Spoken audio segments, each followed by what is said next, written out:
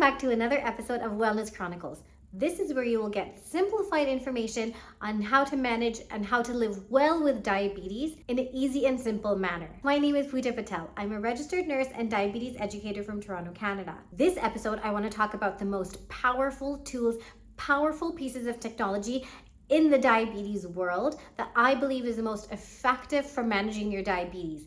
And that is the CGM machine, or the continuous blood glucose monitoring machine. I think it is absolutely revolutionary because what it does is it takes away the inconvenience and it takes away the pain of checking your blood sugar through your finger pricks all the time. So this episode, I'm going to talk about the different types of models of CGM there are, the different types of numbers and evidence that the CGM machine will provide to you, and what that means to you in managing your diabetes and your diabetic journey. So let's start with what CGM is. Have you been to a public place like the mall or the gym, or even just out in the park, and you see people who have a tiny little circle just behind their arms? That is a CGM. And what is a CGM? So CGM is continuous glucose monitoring. So this device is the small little circle that we talk about. That small little circle has a sensor where a tiny pipe or a tiny catheter actually sits in your interstitial fluid. So what's the difference between checking your blood sugar and checking the sugar in your interstitial fluid? Now, checking your blood sugar is checking the sugar that's directly in your blood, that's in the cells. Interstitial fluid is around the cells. So you're checking the sugar around the cells. Now, there isn't much of a difference in terms of what those numbers actually end up being. So needless to say, CGM will track patterns, it will track trends, it will track highs, it will track lows, it will give you so much information and so much data that you'll be able to create this beautiful plan to make sure that you never hit a high or never hit a low, and you're able to treat it beforehand. Now, how does it work? So there are two types of models. So the first model is you have it on your arm, you've applied the sensor, and you can take your phone and you can scan it. So it's kind of like checking your blood sugar, but instead of having to constantly prick yourself, there's already a machine there and you just have to scan your blood sugar to see what the result is. So the second model is that you don't even have to scan it, or you don't even have to flash it. It just continuously tracks your blood sugars. So you have all of that data at the end of the day, or in the palm of your hand, in your phone at all times. The best part is you don't even have to worry that it's there. You can go swimming, you can bathe with it, you can go hiking, it doesn't matter. It's there for your convenience, so you're not constantly having to prick your fingers to check what your blood sugar is. So let's talk about what's in that CGM kit. Now, in your CGM kit, typically there's the sensor, there's the applicator, and then you download an app on the phone that you're able to track those patterns with. That sensor that goes on needs to be changed between 10 and 14 days. Again, depends on the type of machine that you have. Some machines will ask you to be changed. Some machines will need to be changed 10 days. Some machines might need to be changed at 7 days, and some machines can be changed at 14 days. Again, it depends on the machine that you have. So there's two different kinds of machines out in the market right now that are most common. The first is the Libre, the Lifestyle Libre, and the second is the Dexcom G6 or G7. The Lifestyle Libre is the one that I talked about, the Lifestyle Libre is the one that you actually have to flash your phone to be able to check your sugar. That's the Lifestyle Libre. The Dexcom G6, G7, that is the one that is constantly checking your blood sugar in real time. Now, with both of these machines, though, they're both great. It just depends on what your budget is, what your socioeconomic status is, whether you have insurance to cover it, because obviously the Dexcom is a little bit more expensive than the Lifestyle Libre. So again, either pattern, either format is totally fine.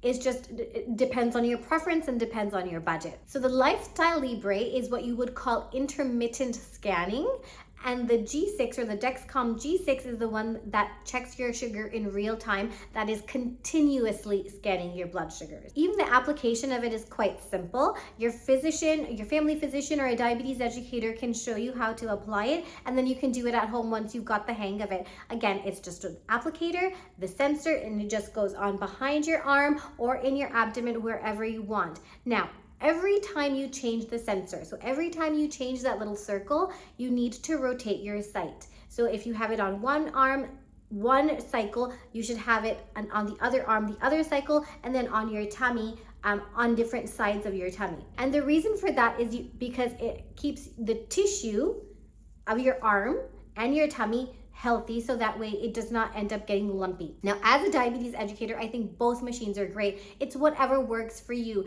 whether you want a continuous stream of data or you want to just intermittently flash or intermittently scan your phone. Whichever works for you, whichever works for your pocket, it doesn't matter. They're both quite effective.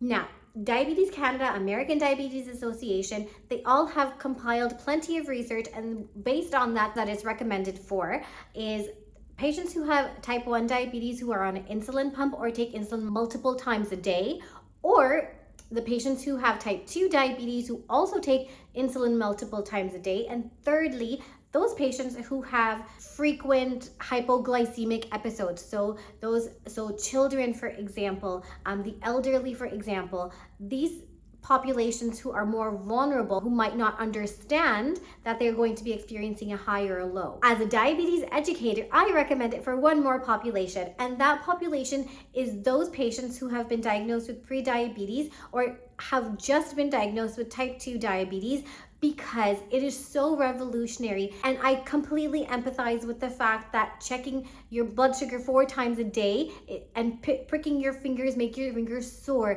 makes it inconvenient. So I completely empathize, having been a patient with diabetes previously myself. So I completely empathize with the finger pricks and the constant checking, which is why I think CGM is so revolutionary. It's so good because it provides you with that data, it provides you with that evidence as to how you can make that plan, how you can treat those diabetes symptoms. Again, it's based on your budget, it's based on availability, it's based on what your preference is, but I absolutely recommend it, at least for just a month, if you have just been diagnosed with pre-diabetes or type 2 diabetes, because it gives you so much data, it gives you so much good information that is empowering and that is going to help you treat your diabetes accordingly. Okay, so let's talk numbers and let's talk data. So there are 4 numbers or 4 metrics that the CGM tracks: time in range, time above range, time below range, and GMI, which is your glucose management indicator, which is like your A1C, but your A1C you can only see in 3 months.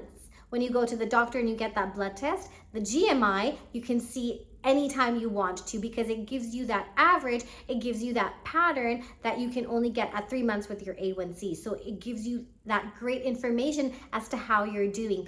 This is why I recommend it to my patients with pre-diabetes or in type 2 diabetes who manage their blood glucose with healthy lifestyle behaviors, because it gives them a good idea. It's like a midterm report card as to how you are doing and how well your healthy lifestyle habits are working. So time in range is how much your blood sugar was within the range that it's supposed to be in.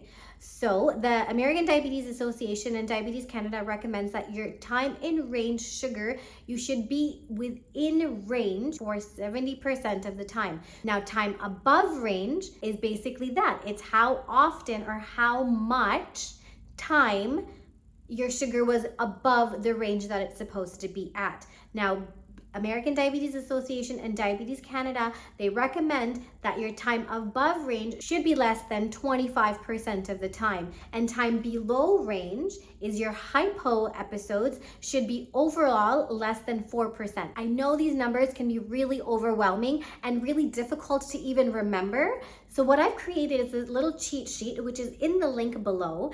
So that way you can download it and then refer to it whenever you want.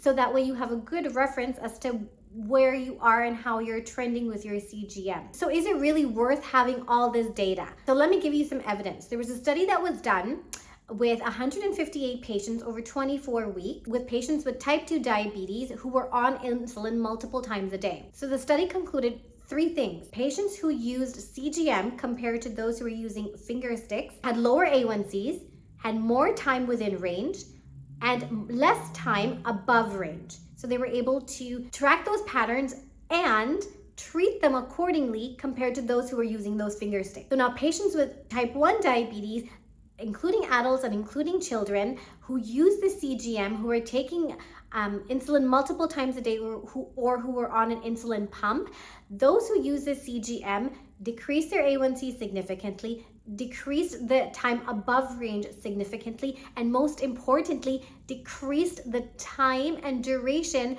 of hypoglycemic episodes, which is so significant because the CGM actually helped caught those hypoglycemic episodes before those hypoglycemic episodes occurred. So again, so significant, especially in children and the elderly. Now, children who have type 1 diabetes and have to wear a CGM machine, it is so empowering in a way and yet so stigmatizing because they are different than the children in their classroom. And I encourage an open conversation with children. I encourage an open conversation with parents and teachers who are in the care of that child who has type 1 diabetes.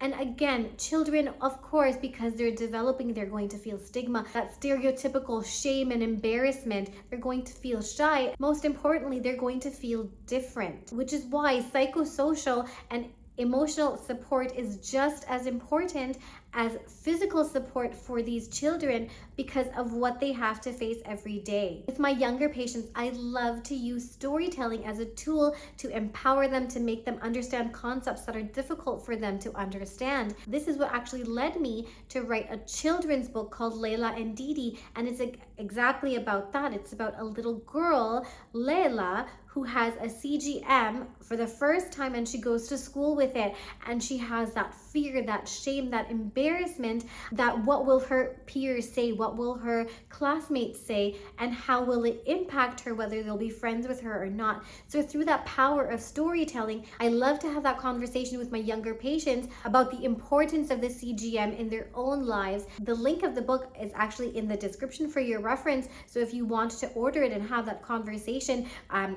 as a teacher, as a physician, as a parent, it's in the description for you for your reference. Now, this brings me to the last little piece, which is the pro tip of the episode. If you decide that you want to have a CGM, don't just wear it, learn from it. Each data point is a feedback loop for you to track your meals, track your sleep, track your exercise, and track it for 3 days, just 3 days, okay? Monitor all of these things for just 3 days, so that way you're able to understand, you're able to correlate what went right and what went wrong during that particular day, so that way you're able to make a better plan in the future, so you're not in those highs or you're not in those lows, and your time in range is more than 70%. Whether you are a patient with type 1 diabetes, type 2 diabetes, on oral medications, only using lifestyle and diet as your method of intervention, it doesn't matter. Use those numbers to create a simple, actionable plan. And remember, you're aiming for trends and patterns, not perfection. So that brings me to the end of the episode. Thank you so much for listening to the episode all the way to the end. I do appreciate it. If you feel like you have taken away any important information that you can implement within your own lifestyle, or that you want to share with your friends or family members, please don't forget to share and don't forget to subscribe. It helps me create more content that is evidence-based to create a happier, healthier community. So until next time, stay happy, healthy, and kind.